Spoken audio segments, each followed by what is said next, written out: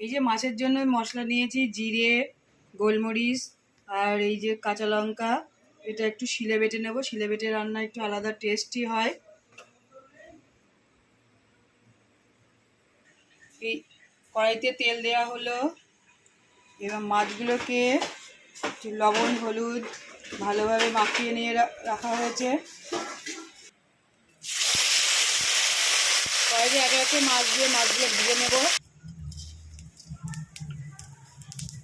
ফোড়ন দেওয়া হলো জিরে,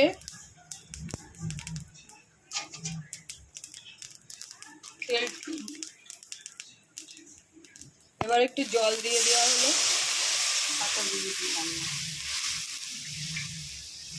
মাছ ভাজতে অনেকটা তেল লেগেছে বলে একটু কম তেল দিয়ে রান্না হবে। মাছগুলো একে একে এই যে ভেজে রাখা হয়েছে, দেখুন।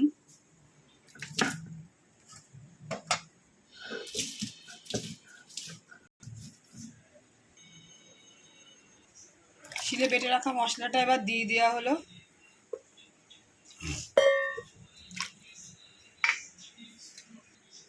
পরিমাণ মতো হলুদ দেওয়া হলো, পরিমাণ মতো লবণ দেওয়া হলো, একটা গোটা তেজপাতা দেওয়া হলো।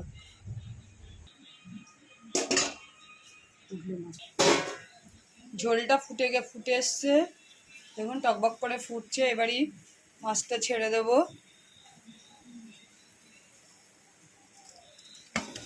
এই যে একে একে মাছ দিয়ে দিলাম।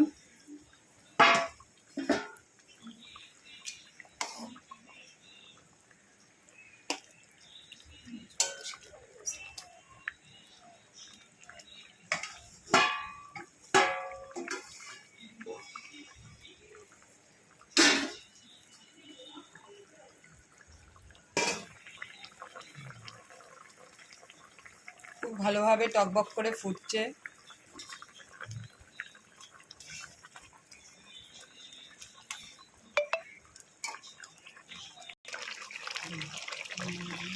এই যে হয়ে গেছে,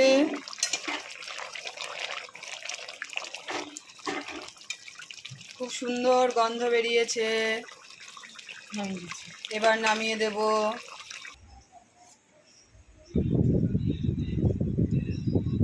হয়ে গেছে দেখুন পমফ্রেট মাছের কালিয়া, খুব সুন্দর গন্ধ বেরোচ্ছে। প্লেন জিরে কাঁচা লঙ্কা বাটা দিয়ে রান্না হয়েছে, ওই জন্য একটু, কিন্তু এটা স্বাস্থ্যসম্মত খাবার, আপনারাও খেয়ে দেখবেন। সবসময় রিচ খেতে আমাদের ভালো লাগে না, মাঝে মধ্যে হালকা পাতলা ঝোলও টেস্টি হয়। ভিডিওটি ভালো লেগে থাকলে লাইক শেয়ার কমেন্টস করবেন বন্ধুরা। দেখা হবে পরের ভিডিওতে। টাটা।